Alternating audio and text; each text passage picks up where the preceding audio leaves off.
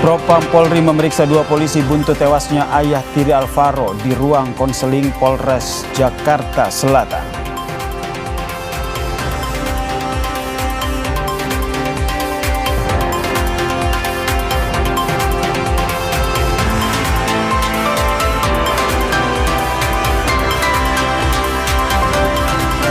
Warga Bandung dari sejumlah kecamatan antre di Pos Besar Bandung untuk mengambil bantuan langsung tunai sebesar Rp900.000.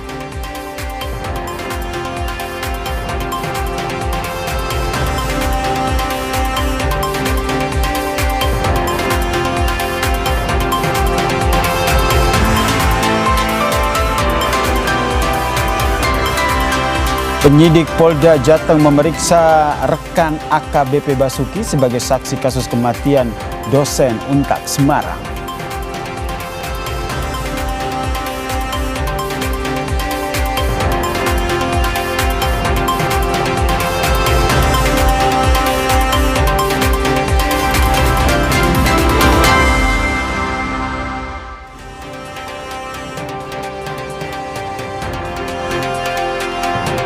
Halo, selamat sore saudara, Anda menyaksikan program Berita Kompas Petang bersama saya Maidop Elfrin. Dan saya Yasir Nene Ama, hanya di Kompas TV independen terpercaya.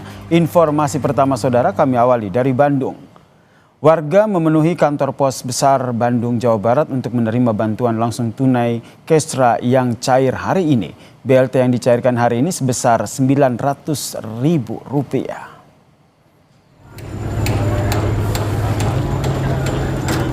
Warga Bandung dari sejumlah kecamatan antre di kantor Pos Besar Bandung untuk mengambil bantuan langsung tunai sebesar Rp900.000. Jumlah tersebut untuk BLT selama 3 bulan yang diberikan secara langsung.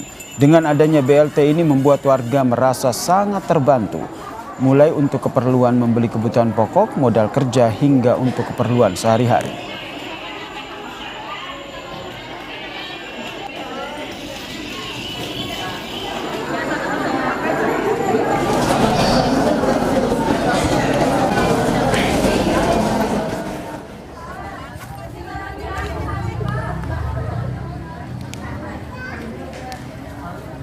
Antrean juga terlihat di kantor Pos Cikini kawasan Jakarta Pusat saudara. Pada Selasa siang, warga antre sejak pagi untuk mengambil bantuan langsung tunai kesejahteraan rakyat atau BLT Kestra yang diberikan oleh pemerintah.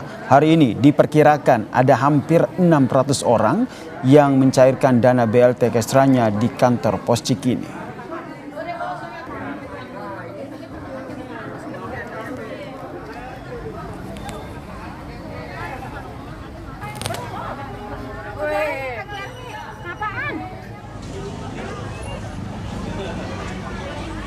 Antrean juga terjadi di kantor Pos Pleret Purwakarta saudara. Antrean yang terjadi pada Senin siang ini merupakan penyaluran BLT tahap kedua yang mulai disalurkan pada Jumat 21 November 2025 lalu.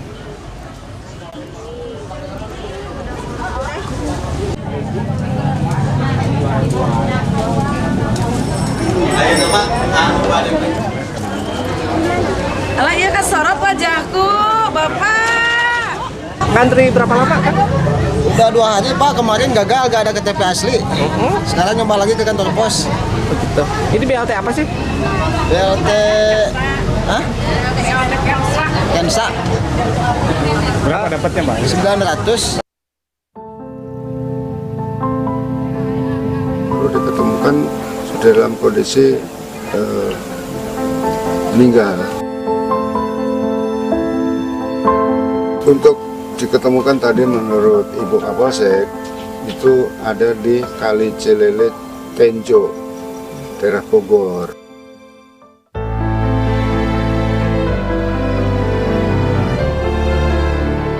Menyampaikan berita duka cita kepada pihak keluarga dari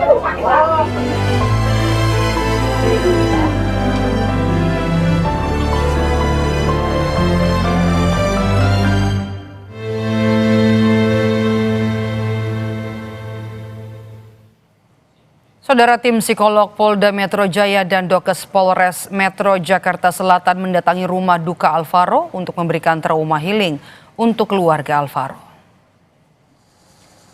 Di kediaman orang tua mendiang Alvaro, tim psikolog Polda Metro Jaya dan Dokes Polres Metro Jakarta Selatan bertemu dengan ibu serta kakek korban. Saat mendapatkan treatment, ibu dan juga kakek Alvaro disebut masih dalam keadaan syok dan terpukul.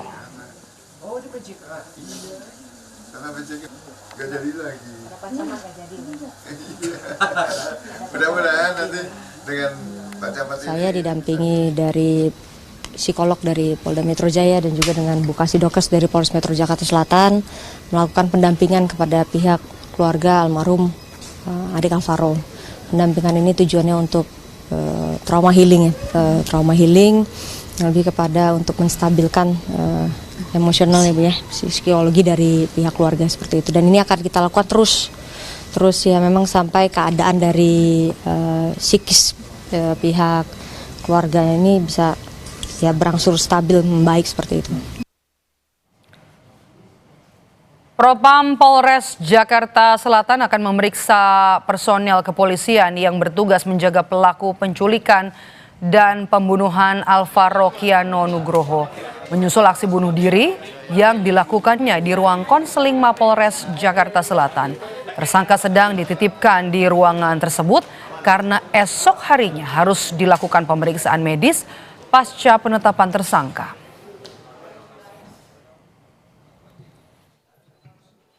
Kami luruskan kepada rekan-rekan media, tersangka mengakhiri hidupnya di ruangan konseling. Kenapa di ruangan konseling? Karena status yang bersangkutan sudah tersangka, besok pagi akan dilakukan pemeriksaan medis.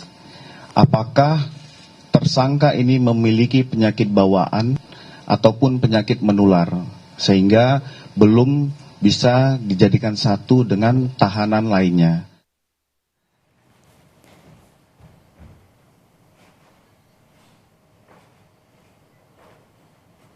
Sementara itu, saudara ibunda Alvaro Kiano Nugroho, Arum, akhirnya tiba di rumah duka di Pesanggerahan, Jakarta Selatan setelah melakukan pengambilan sampel di Rumah Sakit Polri. Kepulangannya disambut isak tangis keluarga di tengah penantian proses identifikasi yang masih berlangsung. Masalahnya kan masih kalinya, jadi makanya yang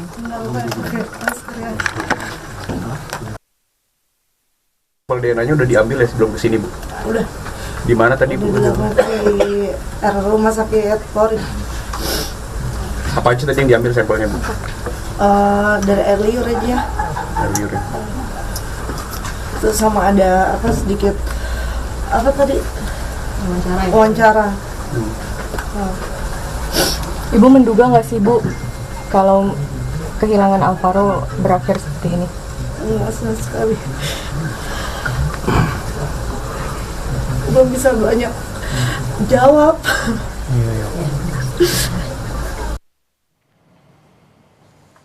Ketua DPR RI Puan Maharani pun mendesak aparat penegak hukum untuk mengusut tuntas kasus kematian Alvaro Kiano Nugroho yang ditemukan tewas usai diculik oleh ayah tirinya 8 bulan lalu. Puan menyatakan kasus kekerasan terhadap anak juga menjadi tanggung jawab negara yang wajib menjamin perlindungan anak.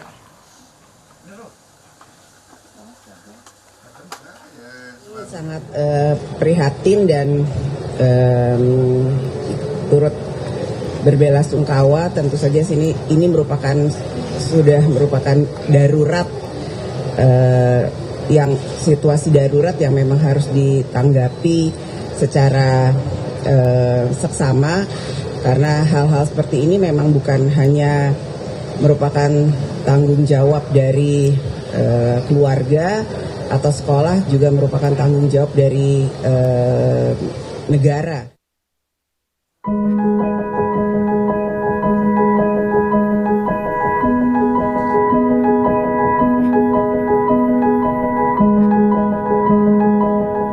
Alvaro Kiano Nugroho yang hilang tanpa jejak sejak Maret 2025 lalu akhirnya ditemukan dalam keadaan tak bernyawa. Yang lebih ironi, pelaku penculikan dan pembunuhan Alvaro tak lain adalah ayah tirinya. Polisi menyebut motif pembunuhan dipicu dendam ke ibu korban. Adapun motifnya yaitu dari komunikasi yang ada, motif dendam pribadi dengan, jadi istri tersangka ini bekerja di luar negeri. Nah, akibat bekerja di luar negeri, dari hasil itu muncul adanya dugaan perselingkuhan yang dilakukan oleh istrinya. Nah, di situ ada motif tersendiri terhadap si tersangka ini. Tugimin, kakek Alvaro tidak menyangka ayah tiri cucunya menjadi terduga pelaku yang menculik dan membunuh Alvaro. Selama ini ayah tiri Alvaro selalu bersikap baik, bahkan selama 8 bulan hilang, dia juga sempat ikut mencari Alvaro. Selama 8 bulan itu juga memang ayah tirinya itu juga sering suka datang ya, entar seminggu sekali, 2 minggu sekali, bahkan sampai 2 minggu itu sampai 3 kali datang. Dan pada waktu Alvaro hilang pun dia selalu ikut mencari, mengajak istrinya untuk mencari mutar kemanapun ada petunjuk-petunjuk, di mana ada petunjuk dia langsung jalan sama istrinya, dan bahkan tidak ada merasa dia itu sebetulnya sudah mempunyai rasa bersalah. Sementara itu tersangka AI, 49 tahun yang merupakan ayah tiri korban, kemudian ditemukan tewas di ruangan konseling Polres Jakarta Selatan. Padahal tersangka akan menjalani pemeriksaan medis pasca penetapan tersangka. Kasus hilangnya Alvaro membuat Ketua Komnas Perlindungan Anak Jakarta, Cornelia Agatha, menegaskan pentingnya kepekaan masyarakat sekitar jika melihat ada tanda-tanda potensi kekerasan pada anak agar dapat melapor. Yang pertama adalah membangun awareness masyarakat ya, kepekaan kolektif ya, antara ya maksudnya masyarakat gitu, bahwa jika kita melihat ada tanda-tanda yang berpotensi ancaman yang terkait anak, itu tentunya kita harus peka dan tentunya kita bisa menghindari ya, sebetulnya sama-sama melindungi lah gitu. Terus juga mungkin ya sistem penguatan perlindungan anak itu memang harus ditingkatkan. Alvaro dilaporkan hilang oleh keluarganya pada Maret 2025. Saat itu, Alvaro pergi ke masjid tak jauh dari rumahnya di kawasan Pesanggerahan, Jakarta Selatan. Selang 8 bulan, Alvaro akhirnya ditemukan dalam keadaan tak bernyawa. Tim Liputan, Kompas TV. Lalu bagaimana update penanganan kasus ini? Kita tanyakan ke jurnalis Kompas TV Jona Hamonangan dan juga juru kamera Andika Ahadiat. Jona, selamat petang. Tadi polisi beri trauma healing ya kepada keluarga. Lalu kapan jenazah akan diserahkan untuk dimakamkan keluarga?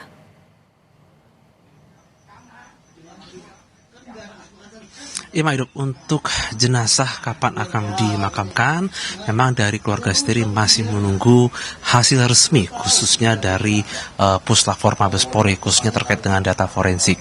Kalau kita lihat dari adanya penyerahan data atau dari pencocokan data yang sudah dilakukan kemarin malam, ini ada hitungan waktu kurang lebih selama 5 hari.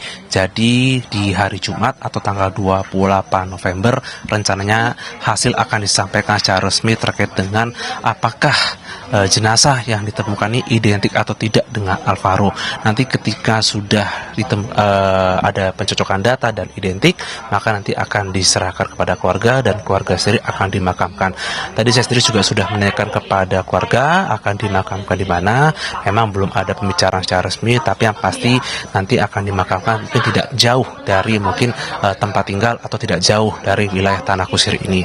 Memang kalau kita lihat dari adanya pemeriksaan Puslapfor sendiri, ini sudah mendapat atensi langsung dari Kapolri, dari Kapolda Metro Jaya, bahkan juga dari Kapolres Jakarta Selatan, di mana kasus ini menjadi atensi publik. Apalagi kalau kita lihat terkait dengan rentang waktunya sudah cukup lama, dari bulan 3 dan sekarang bulan 11, ini ada hitungan 8 bulan, dan juga dari jenazah sendiri ini juga tulang belulang. Jadi memang untuk pemeriksaan atau cek DNA ini memang tidak sebentar dikarenakan banyak hal atau banyak pencocokan yang harus diperhatikan secara detail. Memang kalau kita lihat dari hasil konversi kemarin dari dokter forensik sendiri mengatakan bahwa sudah ada 2 ciri dari tulang belulang ditemukan. Yang pertama adalah terkait adanya ras dan juga dari jenis kelamin sudah dicocokkan, namun untuk lebih detailnya lagi memang harus di cross check. Sedangkan dari ibu sendiri sudah diambil sampel dari air liur dan juga dari sampel lain, dan diharapkan adanya persilangan atau cross check ini nanti akan ditemukan ataukah nanti akan identik atau tidak bahwa jenazah tersebut merupakan jenazah Alvaro atau tidak. Nanti ketika sudah identik atau sudah sah, maka nanti dari keluarga akan secepat mungkin atau sesegera mungkin untuk bisa memakamkan, agar keluarga sendiri juga bisa tenang, agar juga dari almarhum sendiri juga tidak ada beban. Begitulah penuturan dari keluarga besar korban yang tadi saya sempat berbicara atau berdiskusi terkait dengan kapan jenazah Alvaro ini akan dimakamkan. Maido? 8 bulan hilang, Alvaro ternyata tewas dibunuh ayah tiri. Bagaimana warga sekitar mengenal sosok pelaku, Jonah? Ya, Madam, ini cukup menarik sekali terkait dengan bagaimana sosok dari ayah tiri. Tadi saya sudah berbincang kepada tetangga dan juga kepada keluarga. Sosok ayah tiri dari Alvaro ini sebenarnya adalah sosok yang pendiam, tapi juga dikenal sebagai sosok yang hangat dan juga sayang kepada dari Alvaro sendiri. Sering dari tetangga ataupun keluarga mereka melihat Alvaro suka dibawa jalan-jalan, mungkin dari keliling kampung, ataupun dibelikan seperti makanan kecil seperti itu. Jadi sebenarnya tidak ada terlihat mungkin tanda kutip seperti ada mungkin perbuatan atau tindak laku yang mungkin terlihat seperti kasar gitu pada Alvaro. Jadi sosok yang dirasakan oleh keluarga ataupun tetangga bahwa ayah tiri ini adalah sosok yang hangat dan sayang kepada Alvaro sendiri. Jadi memang kejadian ini cukup disayangkan dan itu saja menjadi pelajaran pada publik atau masyarakat luas. Maido. Baik, terima kasih jurnalis Kompas TV Jonah Hamonangan dan juga juru kamera Andika Hadia. Terima kasih, Jonah. Usai jeda di Kompas Petang, Saudara, kami hadirkan informasi. Asap debu vulkanik Gunung Semeru menutup jalan Lumajang Malang di daerah Jembatan Curah Kobokan, Kecamatan Candipuro.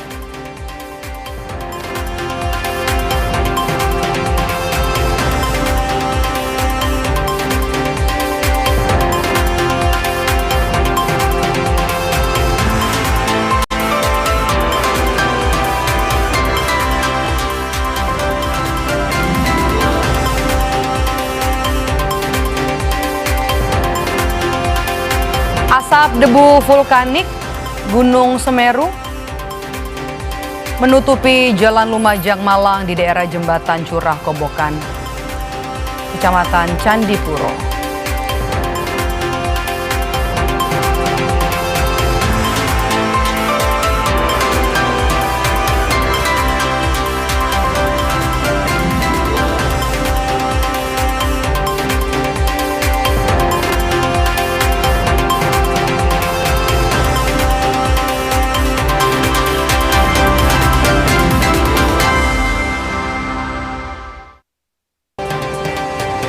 Saudara, banjir bandang dan tanah longsor terjadi di Desa Mardame, Kecamatan Sitahuis, Tapanuli Tengah, Sumatera Utara, Selasa pagi tadi. 4 orang yang merupakan satu keluarga meninggal dunia tertimpa material longsor.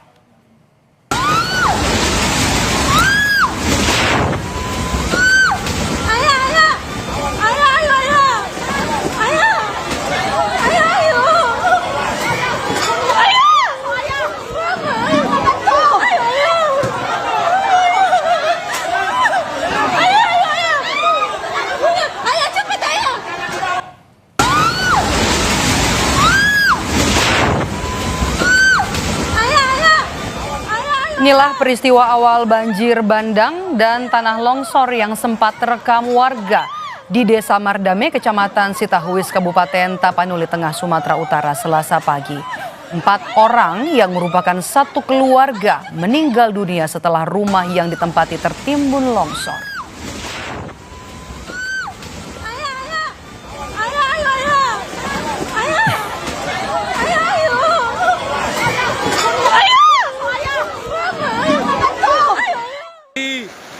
Sudah tertimbun, ada puluhan ini manusia ini yang tertimbun ini. Ke dekat mata uli, dekat mata uli. Tingginya curah hujan sejak 2 hari terakhir membuat sebagian besar wilayah di Tapanuli Tengah Sumatera Utara terdampak banjir dan tanah longsor. Polisi meminta warga yang tinggal di pinggir perbukitan dan dekat aliran sungai agar tetap waspada, mengingat curah hujan masih terus mengguyur wilayah ini.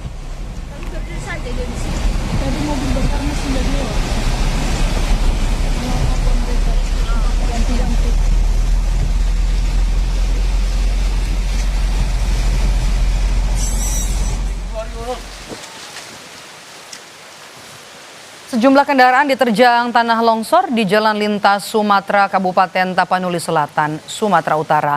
Longsor juga menyebabkan lalu lintas dari arah Sibolga menuju Padang dan sebaliknya lumpuh. Di Desa Aek Nabara, Kabupaten Tapanuli Selatan terdapat 3 titik bencana tanah longsor. Di lokasi kedua yang berada sekitar 1 km dari lokasi pertama, 1 unit truk tangki Pertamina terbawa longsoran sehingga menabrak dan merusak sebuah warung serta 1 unit minibus turut terbalik.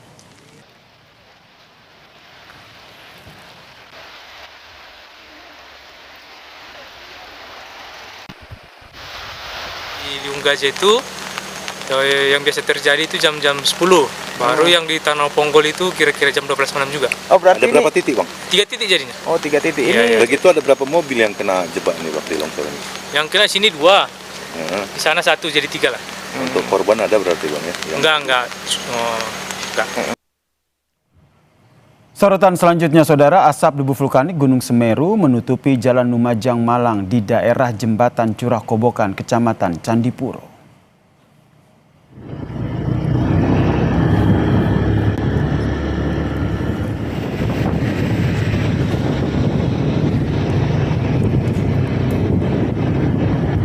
Asap debu vulkanik Gunung Semeru menutupi Jalan Lumajang Malang di daerah Jembatan Curah Kobokan, Kecamatan Candipuro, Saudara.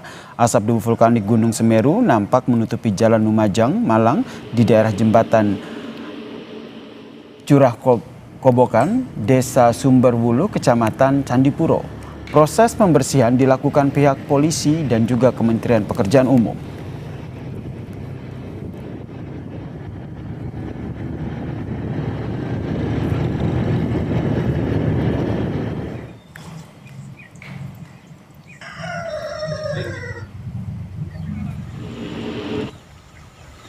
Banyak mang yang ini. Sementara itu, Saudara, aktivitas Gunung Semeru di Lumajang ini, Saudara, hingga Selasa pagi terpantau masih tinggi. Warga diminta waspada banjir lahar dan juga letusan sekunder karena curah hujan di puncak Semeru terpantau masih tinggi. Guguran lava juga masih terpantau mengarah ke bukaan kawah Jonggring Saloko. Peres. Kan apa nih? Tim gabungan dari Kepolisian dan Balai Pekerjaan Jalan Nasional Jawa Timur Bali Selasa siang membersihkan debu yang menutup jembatan Besuk Kobokan pasca terjangan lahar hujan Gunung Semeru. Proses pembersihan dilakukan secara bertahap. 1 kendaraan water cannon milik Polres Lumajang digunakan untuk melakukan pembersihan sebelum disapu oleh kendaraan milik Kementerian PUPR. Selama proses pembersihan, Saudara, arus lalu lintas di jembatan diberlakukan buka tutup oleh polisi.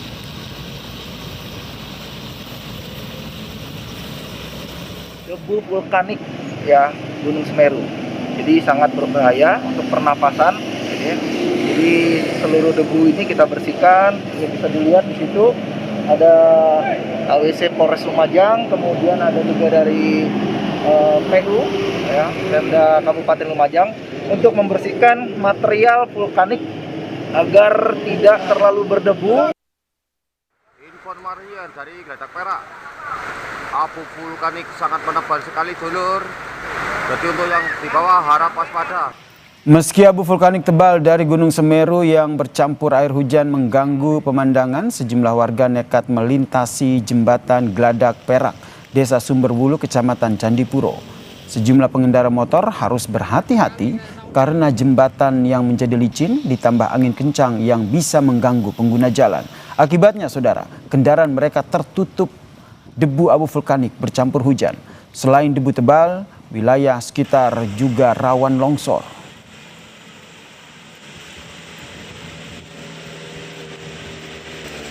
Ini mau kemana Pak? Mau pulang. Dari lokasi bencana. Ya, kenapa nekat? Nekat karena anak dan istri ini kan. Kalau tidak ada anak dan istri juga. Oh gitu. Jadi tetap terjang aja Pak ya? Insya Allah.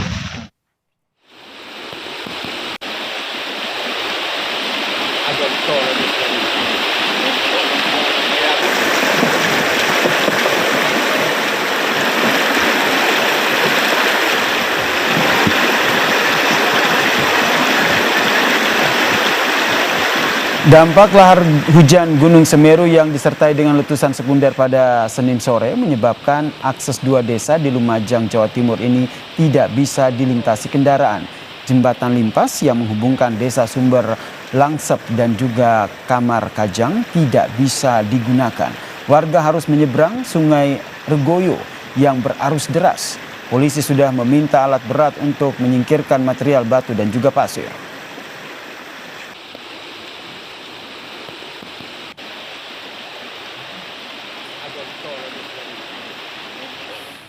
Lalu bagaimana perkembangan terbaru dari erupsi Gunung Semeru? Kita tanyakan kepada jurnalis Kompas TV Nyoman Deni dan juga juru kamera Hilmi yang berada di Lumajang, Jawa Timur. Selamat petang.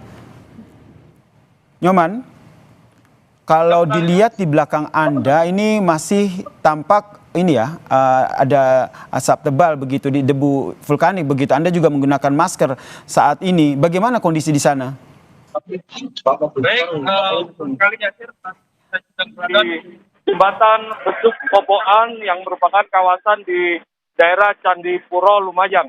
Dan saat ini kondisi jembatan dari Besuk Kobokan ini sangat banyak debu material vulkanik yang masih menempel di sekitar jembatan Besuk Koboan ini. Dan tadi sejak pagi tadi hingga tadi sore, petugas kepolisian dari Polres Lumajang bersama dengan petugas dari perawatan jembatan ini melakukan pembersihan material vulkanik yang terbawa di hingga ke jembatan ini dilalui oleh lalu lintas yang melintas di sekitar jembatan Besuk Koboan ini. Dan petugas juga menggunakan mobil tangki untuk membersihkan sisa-sisa material abu yang berada di jalan raya agar kendaraan yang melintas tidak licin seperti itu.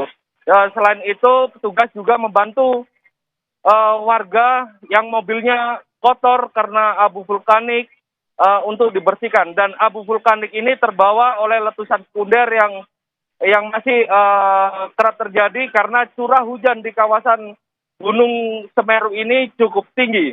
Dan saat ini memang kondisinya di jembatan Besuk Koboan ini hujan yang lumayan deras seperti itu, Yasin. Baik, terima kasih jurnalis Kompas TV Nyoman Deni dan juru kamera Hilmi atas informasinya terkait dengan penganangan pasca erupsi Gunung Semeru. Usai jeda saudara, kami kembali dengan informasi penyidik Polda Jawa Tengah memeriksa rekan AKBP Basuki sebagai saksi kasus kematian dosen Untak Semarang.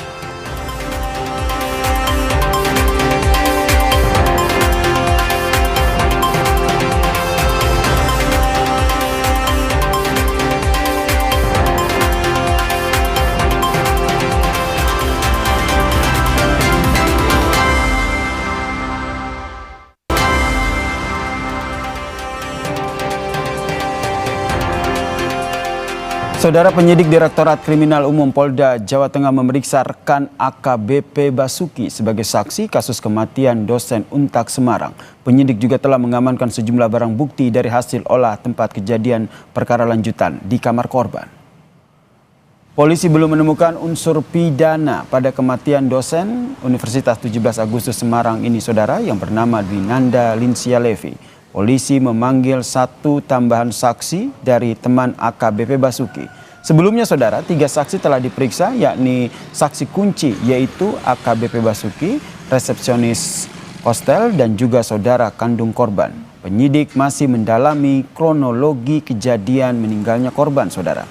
Kabid Humas Polda Jateng menjelaskan upaya pengungkapan kasus dosen Untak Semarang terus berproses, termasuk menunggu hasil lapor atas obat-obatan serta otopsi korban.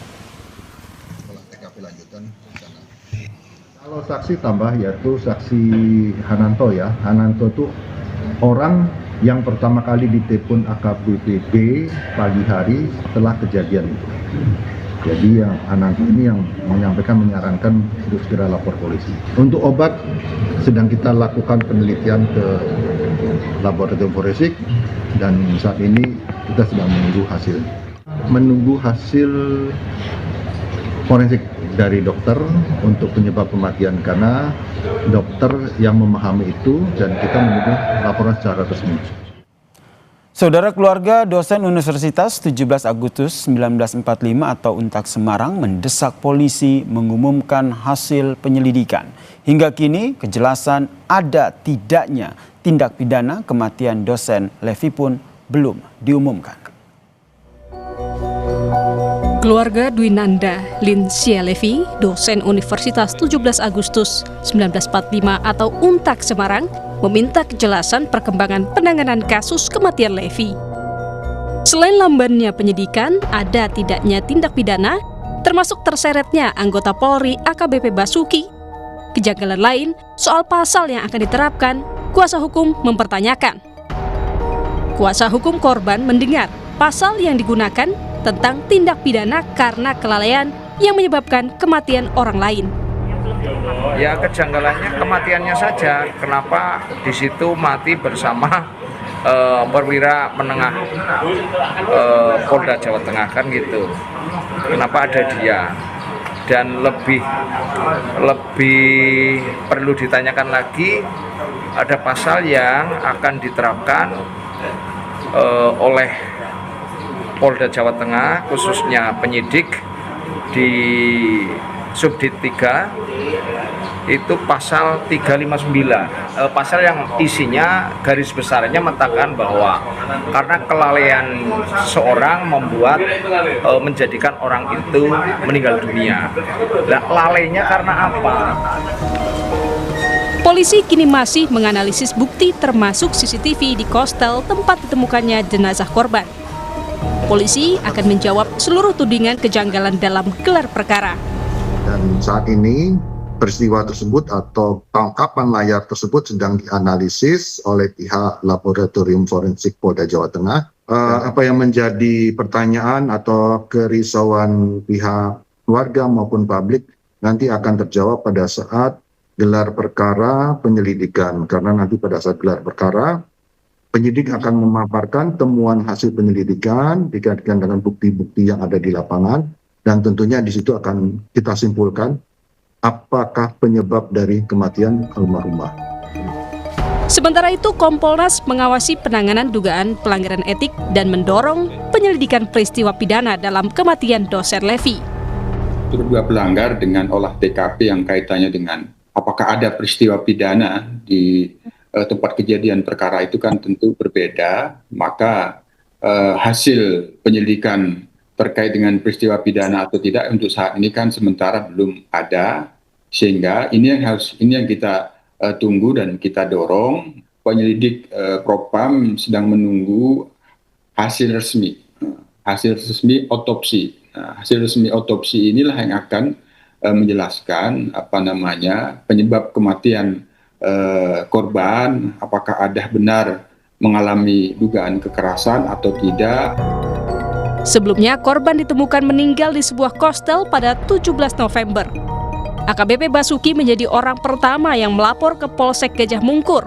Meski belum ada kesimpulan pidana, Basuki sudah menerima sanksi penempatan khusus atau patsus selama 20 hari. Tim Liputan Kompas TV. Saudara, keluarga mendesak penanganan kasus kematian dari dosen Untak ini segera disampaikan dan menilai lambannya penyelidikan dari kasus kematian dosen Untak Semarang ini, saudara, dikaitkan dengan terseretnya sosok anggota polisi yaitu AKBP Basuki. Kita bahas bersama dengan tim advokasi Untak Semarang, Mas Edi Pranoto dan Komisioner Kompolnas Mas Yusuf Warsim yang telah bergabung bersama kami di Kompas Petang. Selamat petang semuanya. Selamat petang Mas Yasir.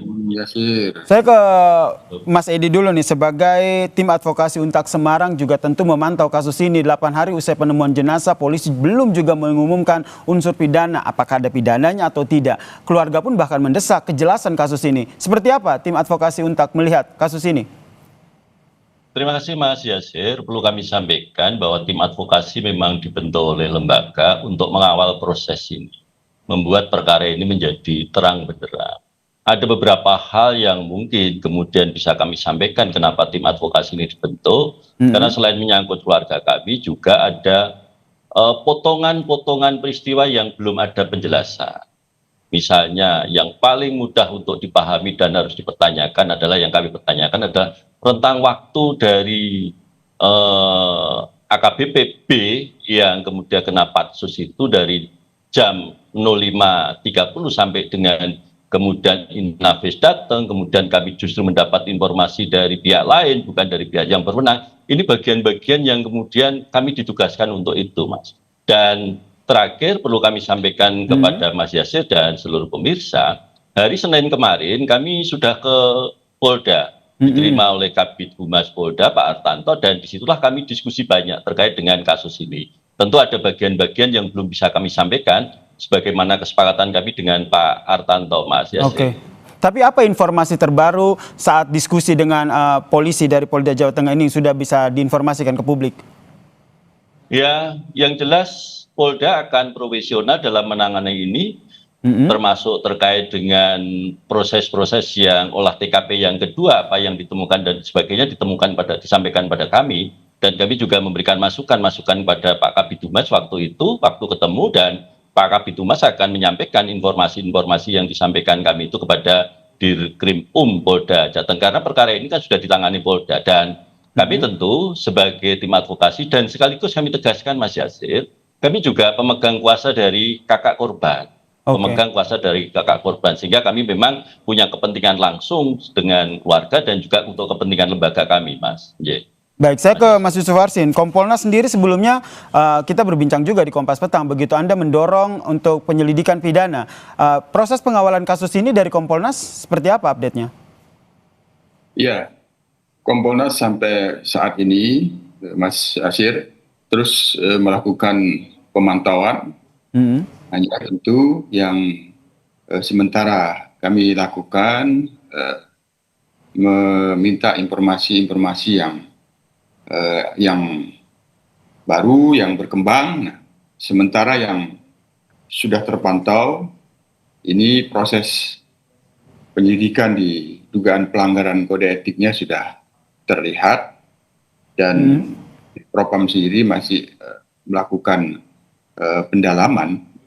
Hanya dalam hal ini tentu Kompolnas sebagai pengawas kinerja kepolisian di dalam pengungkapan kasus meninggalnya almarhumah dosen Untak ini, yang paling pertama kan ini antara penyelidikan dugaan pelanggaran kode etik yang kita pantau status AKBP statusnya sudah terduga pelanggar. Tentu yang menjadi perhatian kita apabila ini ada penyelidikan terkait dengan apakah ada peristiwa pidana atau tidak di dalam peristiwa meninggalnya almarhumah dosen Untak ini, kita berharap ini bisa bersinergi gitu antara proses dugaan pelanggaran kode etik dengan proses penyidikan terkait dengan dugaan tindak pidananya. Apabila nantinya penyidik sudah bisa melakukan gelar bahwa ditemukan adanya peristiwa pidana atau bukan, jadi ini selaras. Bagi bukti-bukti dan fakta-fakta yang dikumpulkan itu, kita berharap katakanlah apabila memang benar, sementara ini masih dalam pantauan kami terkait dengan penyelidikannya menerapkan delik kelalaian, apakah ini juga diterapkan di dalam penyelidikan. Oke, Mas Yusuf, ini masih dalam proses pemantauan, tapi kalau dari informasi Anda dapatkan dari polisi sebenarnya kendalanya apa sih? Karena dari pihak keluarga juga melihat kok ini lamban sekali gitu, terus itu dikaitkan juga lah dengan AKBP Basuki yang akhirnya dipatsuskan. Ya, sejauh ini yang penyelidik sudah lakukan sebenarnya terus melakukan pengumpulan fakta-fakta, pendalaman, dan dalam hal ini kami sendiri mendorong bahwa penyelidikan ini memang satu sisi diperlukan efisiensi yang diharapkan oleh pihak korban, keluarga besar korban, ada keluarga korban sendiri, ada pihak untak, kan pengennya juga pasti secepatnya gitu. Tapi tentu jangan sampai nanti menutup fakta-fakta yang belum tergali. Barangkali update informasi-informasi sementara apa yang sudah dikumpulkan, barangkali itu yang kita dorong untuk terus diupdate. Hanya tentu finalnya kan nanti melalui gelar perkara. Betul, ini yang kita nantikan ya Mas Yusuf. Tapi jika nanti ada dibawa ke pidana begitu, ada pasal 359 soal kelalaian yang menyebabkan kematian yang bisa diterapkan di kasus ini? Ya, semuanya itu sebenarnya ketika pun itu diterapkan, kalau faktanya tidak sesuai, ya berarti kan unsurnya tidak terpenuhi.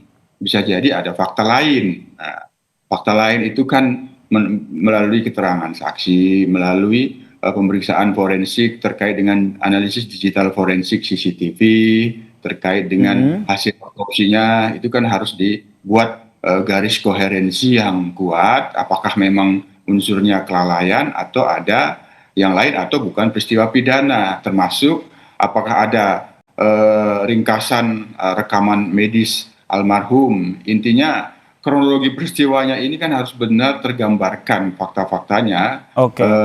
Meninggalnya itu kapan, kapan ini dilaporkan, apakah itu dilaporkan dibawa ke rumah sakit atau disampaikan ke pihak kepolisian, yang itu kita temukan ada dugaan fakta dilaporkan ke Polsek. Ini kan harus terangkai benar sehingga nanti bisa menggambarkan sebelum meninggal ditemukan itu dikatakan meninggal itu ada peristiwa apa itu. Makanya kami berharap antara penyidikan kode etik dengan penyidikan ada dugaan tidak pidana atau tidak, ini bisa diselaraskan penerapannya. Jangan sampai sementara ini. Baik, penerapannya jangan sampai salah sasaran begitu, karena prosesnya juga masih berlangsung begini. Saya ke Pak Edi, singkat saja, apa saja yang menurut Anda belum diungkap dan harus dibuka oleh pihak polisian dalam menyidiki ataupun mengusut kasus ini? Ya, terima kasih Mas Yasir. Jadi memang banyak beberapa hal yang kemudian kemarin kita diskusi dengan Kadif Humas Polda Jateng, ada persoalan-persoalan teknis, misalnya persoalan CCTV, persoalan HP, persoalan laptop. Ini yang kemudian perlu ketelitian dalam membaca semua itu, dan memang kami kemarin sepakat bahwa, dan kami yakin institusi kepolisian akan profesional. Walaupun misalnya ada oknum, tentu kami sepakat dan kami tentu berharap Kompolnas dalam posisi bagaimana proses ini bisa diperjelas, dipertegas, sehingga akhirnya penyelesaiannya adalah komprehensif yang memang bisa kita terima semua. Kalau kemudian tadi yang ditanyakan kenapa lambat, ya saya memahami karena banyak faktor yang kemudian banyak pihak yang harus dilibatkan. Misalnya terkait dengan otopsi, siapa saja yang membaca dan sebagainya itu tentu akan melibatkan banyak pihak. Termasuk ketika digital forensik dan sebagainya, itu persoalan-persoalan teknis yang tentu harus kita pahami. Tapi satu sisi Mas Yasir, perlu kami sampaikan, ya ini musibah bagi kami, dan lembaga tentu sangat kehilangan beliau karena beliau adalah dosen profesional yang diseleksi dengan sangat selektif sekali. Baik, kita kawal bersama ya bagaimana pengusutan dari kasus kematian dari dosen Untak ini. Terima kasih tim advokasi Untak Semarang, Mas Edi Pranoto dan juga Komisioner Kompolnas, Mas Yusuf Warsim telah bergabung bersama kami di Kompas Petang. Salam sehat semuanya. Usai jeda saudara, kami hadirkan informasi terkait dengan Partai Demokrat dan PSI saling sindir soal isu ijazah Jokowi. PSI menyebut isu ini ada yang membiayai dan erat dengan kepentingan Cawapres 2029.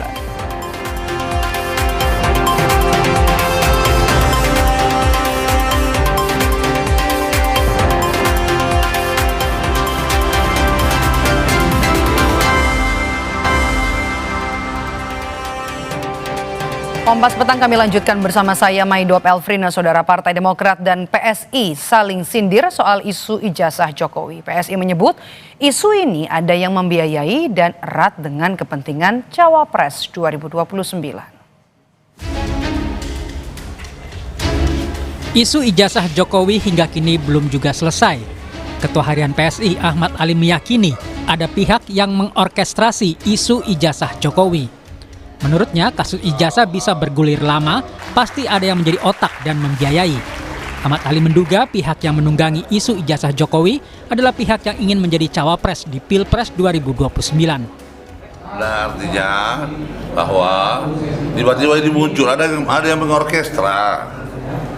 Kalau kita lihat politiknya ini, ya ujung-ujungnya pertarungan wapres, siapa sih nanti yang menjadi saingannya Gibran jadi wapres sih? Ya, jadi kalau kemudian di bawah ada yang terganggu dengan munculnya Mas Gibran sebagai calon wapres dan menunggangi ini, nggak salah juga kali ya. Seperti Pak Prabowo bilang, ini ada nih yang mengotaki nih, ada yang membiayai, dan masa iya ada satu isu begitu panjangnya, ya kan? Pernyataan Ketua Harian PSI Ahmad Ali tadi disampaikan sebagai respon terhadap pernyataan anggota DPR RI dari fraksi Demokrat, Beni Kaharman, yang menyinggung soal ijazah palsu dalam rapat kerja balik DPR dengan Kemendikdasmen dan Kementerian Agama. Demokrat dinilai tengah ikut menyudutkan Presiden ke-7 RI Jokowi yang memang juga sedang berkutat dengan isu ijazah palsu. Anggota Majelis Tinggi Partai Demokrat Syarif Hasan mengatakan Beni sebagai wakil rakyat berusaha menjawab isu yang beredar di masyarakat dan memberi sudut pandangnya. Sebagai kader Partai Demokrat yang berada di legislatif, apa yang disampaikan itu merupakan fungsi dan tanggung jawab sebagai seorang anggota DPR yang tentunya dari fraksi Partai Demokrat. Secara tidak langsung bukan Pak Jokowi, tetapi itulah apa yang disampaikan itu yang dilakukan oleh Pak Asrul Sani itu merupakan contoh apabila terjadi diskursus di masyarakat, dan itu adalah merupakan hal yang terbaik untuk dilakukan. Direktur Eksekutif Trias Politika Strategis Agung Baskoro menyebut tidak bisa dibantah isu ijazah Jokowi dekat dengan Partai Demokrat. Menurutnya, sejumlah pihak yang berada di kubu penggugat ijazah Jokowi pun memiliki latar Demokrat. Secara kualitatif memang susah untuk dimungkiri bahwa isu ijazah ini dekat dengan teman-teman Partai Demokrat semacam itu. Jadi misalkan ada Mas Roy Suryo, ex Partai Demokrat. Ya, kemudian sekarang kuasa hukumnya ada Mas Denny Indrayana, ex Partai Demokrat juga. Nah, yang kemarin bersuara kenceng Pak Beni Kaharman, masih kader Demokrat. Nah, kemarin beberapa kali ada Bang Syarif Hasan, sekarang ada Pak Didi Irawadi yang memang secara ya kebetulan ataupun tidak kebetulan memang mengawal isu ini secara terang dan secara tegas gitu. Dalam kasus pencemaran nama baik terkait ijazah Jokowi, polisi sudah menetapkan 8 tersangka, termasuk Roy Suryo. Polisi juga sudah mencekal Roy Suryo CS. Tim Liputan Kompas TV. PSI menyebut isu ijazah Jokowi ada yang mengorkestrasi. Tanggapan ini muncul setelah Partai Demokrat menyinggung soal ijazah palsu. Apa sebenarnya ujung dari manuver sindiran Demokrat soal kasus ijazah Jokowi? Kita bahas bersama dengan Direktur Eksekutif Parameter Politik Adi Praitno. Selamat petang, Mas Adi dengan Maidop. Selamat petang, Maidop. Oke, Mas Adi, kenapa Partai Demokrat tiba-tiba menyinggung soal ijazah Jokowi? Ya, saya kira tentu Partai Demokrat lah yang lebih tahu apa maksudnya. Tapi kalau kita membaca statementnya yang disampaikan oleh salah satu anggota Dewan dari Partai Demokrat kemarin, sepertinya ingin memberikan sindiran terkait dengan bagaimana persoalan ijazah itu yang saya kira sudah hampir 10 bulan lamanya tak kunjung usai. Sepertinya anggota Dewan dari Partai Demokrat itu ingin menyampaikan bahwa sebenarnya urusan ijazah itu bisa selesai dan bisa tuntas kalau apa yang seperti dilakukan oleh Pak Arsul Sani, Hakim MK yang beberapa waktu yang lalu, persoalan ijazahnya juga sempat disorot oleh publik. Tapi kan apa yang disampaikan oleh salah satu anggota DPR RI dari Demokrat ini tentu berbuntut panjang karena kan mendapatkan reaksi yang juga relatif cukup keras ya, dari kawan-kawan pembela Jokowi, bukan hanya dari PSI, bukan hanya dari relawan, Bahkan Ketua Harian PSI Ahmad Ali mengatakan bahwa ada sesuatu yang diorkestrasi terkait dengan ijazah, yaitu soal bagaimana ada kepentingan orang-orang tertentu yang mencoba untuk punya hidden agenda menuju pencalonan di 2029. Untuk ukuran Ketua Harian PSI Ahmad Ali, ketika bicara tentang ada yang mengorkestrasi terkait dengan ijazah, tentu ini pastinya sudah didasarkan atas analisa dan fakta-fakta yang dimiliki oleh kawan-kawan PSI, karena tidak mungkin seorang ketua harian partai itu menyampaikan sesuatu yang tidak ada dasar argumen dan dasarnya. Itulah yang saya sebut sebenarnya Maidov, pernyataan anggota DPR dari Partai Demokrat beberapa waktu yang lalu sepertinya satu ingin memberikan sindiran, karena sebenarnya persoalan ijazah itu bisa selesai dan bisa tuntas kalau seperti apa yang ditunjukkan oleh Pak Arsul. Tapi sekali lagi tentu pendukungnya Pak Jokowi mulai dari relawan dan PSI pasti memberikan bantahan bahwa ya persoalan ijazah per hari ini sudah masuk ranah hukum, biarkanlah hukum yang akan menjelaskan segala-galanya. Biarkanlah tafsir politik jadi tafsir politik, tapi persoalan hukum yang sedang berjalan akan menjadi pembuktian yang sesungguhnya sebenarnya kemana ujung dari persoalan ijazah ini. Oke, kalau Anda membacanya sebagai sindiran begitu ya, kemudian apa motif dan juga keuntungan Demokrat dengan ikut mengomentari kasus ijazah ini? Yang ada untungnya, Maidop, sepertinya anggota Dewan yang kemarin bicara tentang sindir-menyindir terkait dengan ijazah itu, ya sebenarnya ingin ikut serta speak up kepada publik bahwa sebenarnya persoalan ijazah itu sederhana kok penyelesaiannya, hanya dengan misalnya menunjukkan ijazahnya kepada publik dengan memberikan contoh Arsul Sani, seorang hakim MK. Tapi kan sekali lagi karena ijazah itu adalah properti pribadi yang tentu saja ya sang pemilik ijazah kan tidak kemudian serta-merta akan memberikan itu secara eksplisit tanpa misalnya permintaan pengadilan dan seterusnya. Tapi yang ingin saya katakan adalah ini bukan kali pertama sebenarnya Partai Demokrat dikaitkan dengan persoalan ijazah yang hingga saat ini terus menjadi kontroversi. Beberapa waktu yang lalu ketika Jokowi mengatakan bahwa ada orang besar yang berada di belakang soal ijazah ini, kan kemudian dikait-kaitkan dengan Partai Demokrat. Demokrat speak up, siapakah sebenarnya yang disebut dengan partai besar itu atau orang besar itu, sehingga ini bisa menghindari tuduhan-tuduhan soal siapa sebenarnya yang disebut. Karena Partai Demokrat yang sering speak up, karena menyebut warna partai misalnya, inilah yang kemudian per hari ini kita juga menyaksikan bagaimana pernyataan anggota Dewan dari fraksi Demokrat beberapa waktu yang lalu juga dikait-kaitkan dengan sindir-menyindir terkait dengan ijazah yang saat ini sedang memasuki proses hukum itu, Ahmedov. Tapi bagi saya bantahan-bantahan semacam ini, diskursus-diskursus semacam ini ya tentu hanyalah sebatas narasi politik, karena ujung dari persoalan ijazah menurut saya sudah memasuki babak baru, yaitu setelah pihak kepolisian Kapolda menetapkan 8 tersangka, ini sudah ada proses hukum. Jadi nanti pembuktian di akhir adalah soal bagaimana hukum itu akan menjelaskan kepada publik sebenarnya siapa yang salah, sebenarnya siapa yang tidak benar dan punya masalah terkait dengan persoalan-persoalan hukum itu. Oke, apakah kemudian isu ini Anda lihat mengganggu hubungan di dalam kabinet Prabowo karena Demokrat dan juga kubu Pak Jokowi kan ada di barisan mendukung Presiden Prabowo saat ini?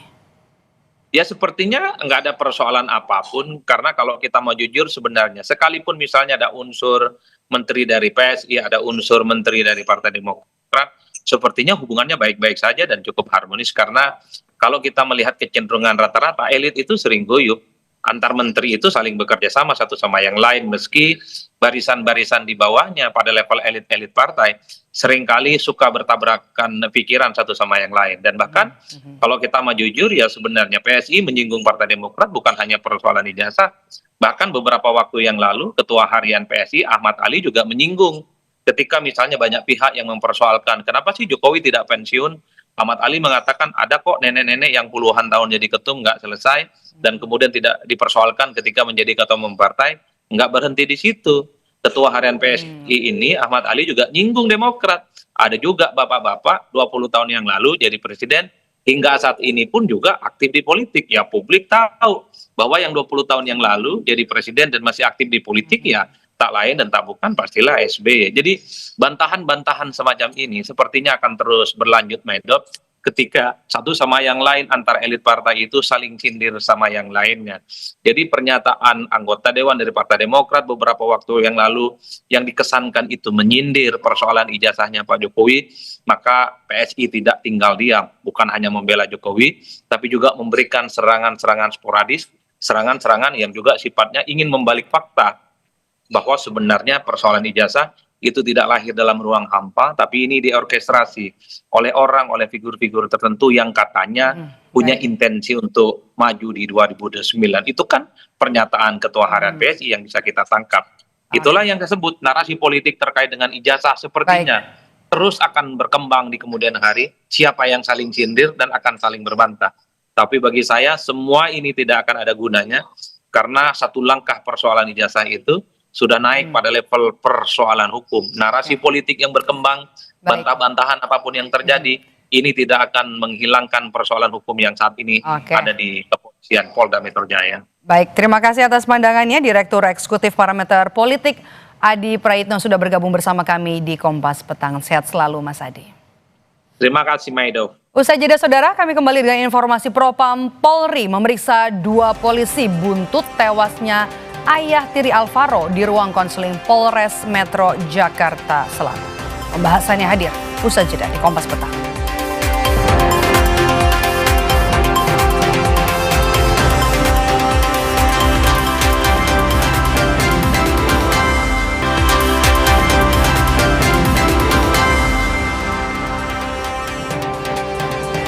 Saudara, Propam Polri memeriksa 2 polisi buntut tewasnya ayah tiri Alvaro di ruang konseling Polres Jakarta Selatan.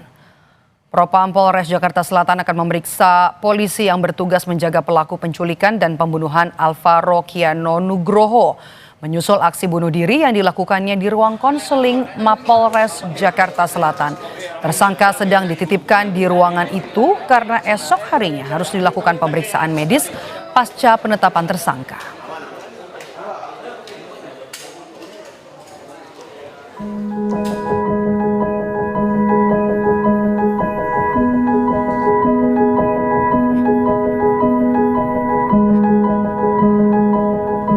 Alvaro Kiano Nugroho yang hilang tanpa jejak sejak Maret 2025 lalu akhirnya ditemukan dalam keadaan tak bernyawa. Yang lebih ironi, pelaku penculikan dan pembunuhan Alvaro tak lain adalah ayah tirinya. Polisi menyebut motif pembunuhan dipicu dendam ke ibu korban. Adapun motifnya yaitu dari komunikasi yang ada, motif dendam pribadi dengan, jadi istri tersangka ini bekerja di luar negeri. Nah, akibat bekerja di luar negeri, dari hasil itu muncul adanya dugaan perselingkuhan yang dilakukan oleh istrinya. Nah, di situ ada motif tersendiri terhadap si tersangka ini. Tugimin, kakek Alvaro tidak menyangka ayah tiri cucunya menjadi terduga pelaku yang menculik dan membunuh Alvaro. Selama ini ayah tiri Alvaro selalu bersikap baik, bahkan selama 8 bulan hilang, dia juga sempat ikut mencari Alvaro.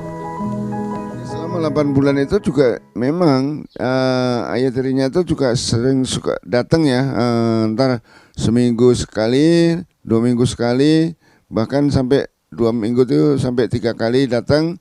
Dan pada waktu Alvaro hilang pun dia selalu ikut mencari, mengajak istrinya untuk mencari mutar kemanapun ada petunjuk-petunjuk, di mana ada petunjuk dia langsung jalan sama istrinya, dan bahkan tidak ada merasa dia itu sebetulnya sudah mempunyai rasa bersalah.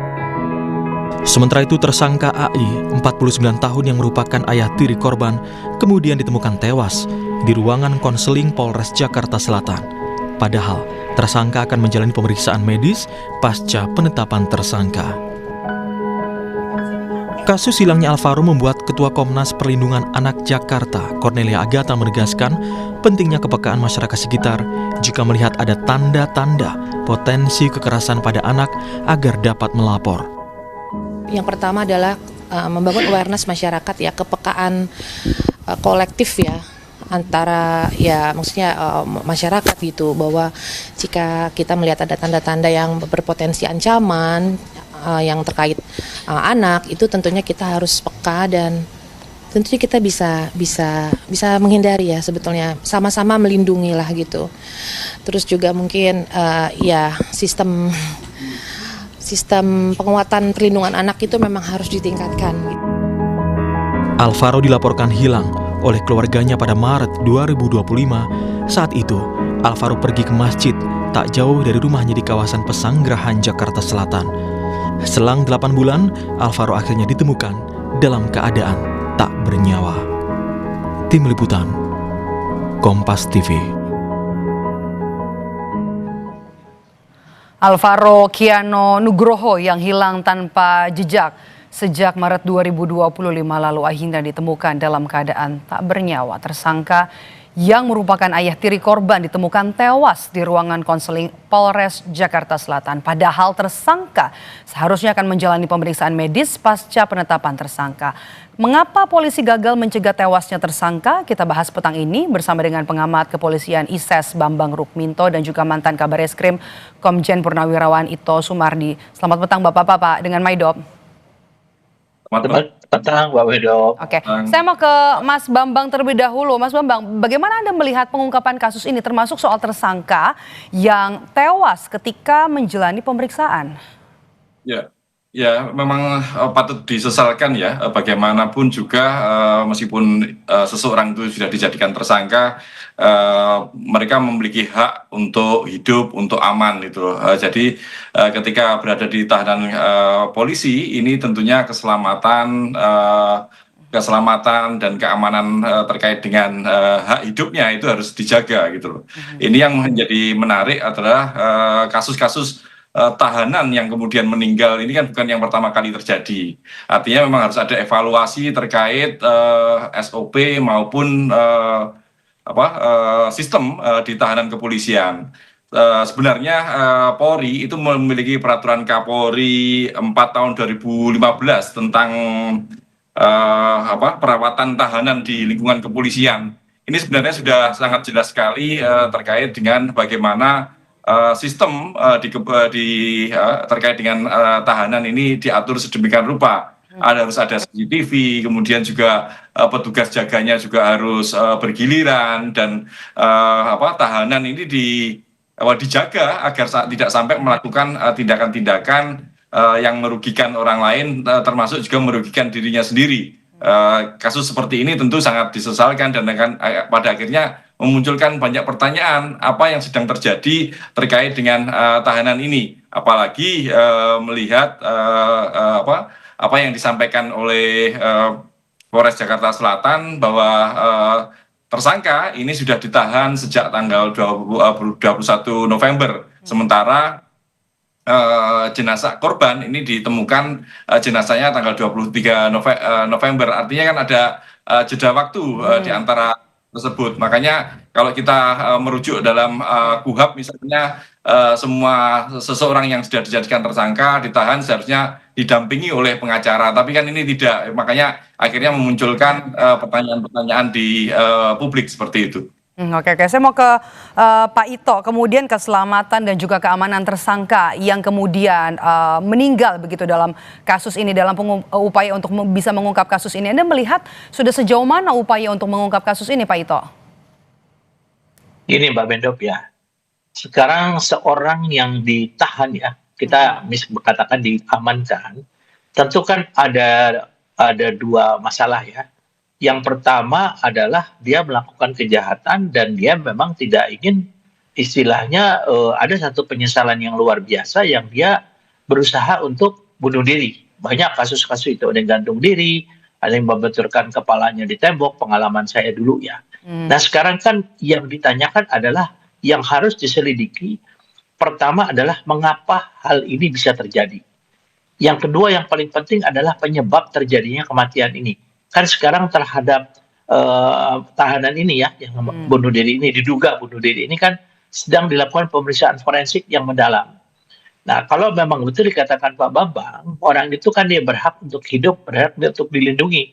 Kita lihat adakah tanda-tanda kekerasan terhadap tersangka almarhum ini ya. Kalau ada tentunya harus kita lakukan penyelidikan yang mendalam. Jadi ada dua, Mbak. Ada orang yang memang ingin hidup, ada orang memang mengakhiri hidup karena penyesalan yang luar biasa. Apalagi ini kan terkait kepada anak tirinya ya. Saya kira mungkin kalau anak kandung dia akan berpikir 2 kali ya. Tapi kalau anak tiri secara psikologis ini tentunya tidak terlalu memberatkan dia untuk melakukan sesuatu yang mungkin sampai berakibat fatal. Demikian, Mbak. Oke. Jadi saya ke Mas Bambang. Mas Bambang, Anda lihat siapa yang paling bertanggung jawab dalam kasus ini?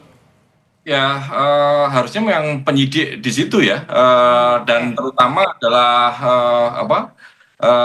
kepala bagian tahanan yang harusnya memastikan keselamatan dari orang-orang yang ada di tahanan seperti itu yang harus bertanggung jawab gitu loh.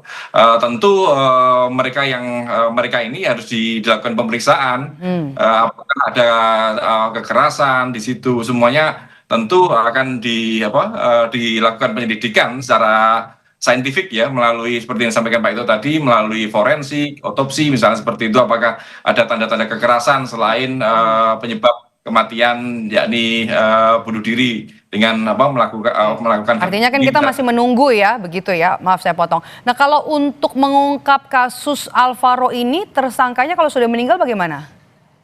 Ya, tetap saja penyebab kematian dari Alvaro ini tetap harus dilakukan penyelidikan ya, secara forensik, otopsi itu bisa dilakukan gitu loh. Memang nanti akan kesulitan dan karena tersangkanya sudah meninggal, tentu akhirnya case close dan seperti itu, kasusnya ditutup karena memang sudah tidak ada lagi pelaku utamanya seperti itu. Tetapi masyarakat tentu akan tetap ingin mengetahui apa yang sebenarnya terjadi dalam kasus Alvaro ini, apa penyebab kematiannya, bukan hanya sekedar motif pembunuhannya seperti itu. Karena kalau motif pembunuhan ini kan bisa sangat beragam dan Polri seharusnya juga tidak perlu menyampaikan motif-motif di luar pembunuhan itu sendiri. Karena tadi saya mendengar salah satu Kasat Serse menyatakan ini terkait dengan kecemburuan orang tua. Ini kan ibunya selingkuh dan ini kan tidak perlu disampaikan seperti itu. Masih ada harus dibutuhkannya. Baik, terima kasih sudah berbagi perspektif bersama kami. Bambang Rukminto, pengamat kepolisian ISES, dan juga Komjen Purnawirawan Ito Sumardi, mantan Kabar Eskrim, sudah bergabung bersama kami di Kompas Petang. Sehat selalu Bapak-Bapak. Baik, terima kasih. Usai jeda saudara, kami kembali dengan informasi dari Badan Narkotika Nasional BNN menggerebek jaringan pengedar narkotika di kawasan Berlan, Kelurahan Kebon Manggis, Matraman, Jakarta Timur, Selasa siang. Belasan orang yang dicurigai sebagai bandar ditangkap.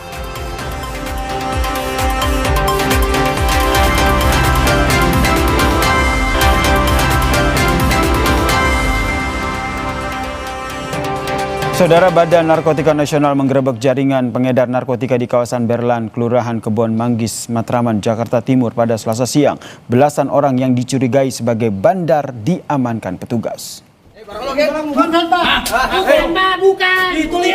Petugas juga menyita sejumlah barang bukti narkotika, alat hisap, dan juga sejumlah harta benda yang diduga hasil penjualan narkoba. Petugas menggeledah rumah bandar untuk menemukan barang bukti narkotika, uang tunai yang diduga hasil pencucian uang dari penjualan narkotika, serta sejumlah senjata tajam dan senapan angin juga disita petugas BNN dari rumah warga. Dalam penggerebekan ini, saudara, BNN berhasil mengantongi 4 nama DPO yang berperan sebagai bandar narkoba. Sudah kita mengantongi DPO 4 bandar dengan inisial NPTS. Untuk bandar tadi yang kita tangkap adalah berinisial F. Dan saat ini 4 DPO itu yang perannya sebagai bandar akan dilakukan pengejaran dan sedang melakukan pengejaran oleh Direktorat Penindakan Pengejaran dari Badan Narkotika Nasional Republik Indonesia. Tanah longsor dan banjir menerjang Tapanuli Tengah, Sumatera Utara. 4 orang meninggal dunia.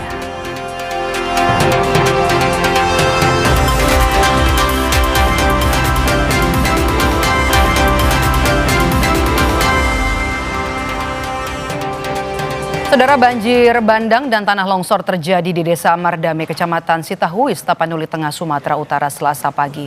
4 orang yang merupakan satu keluarga meninggal dunia tertimpa material longsor.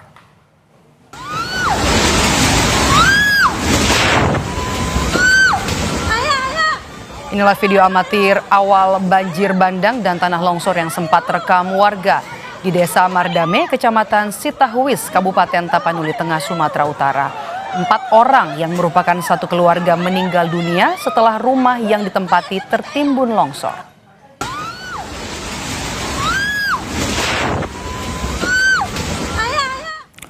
Kami tutup Kompas Petang edisi kali ini. Saya Yasir Nene Ama. Dan saya Maido Pelfrina. Terima kasih. Sampai jumpa.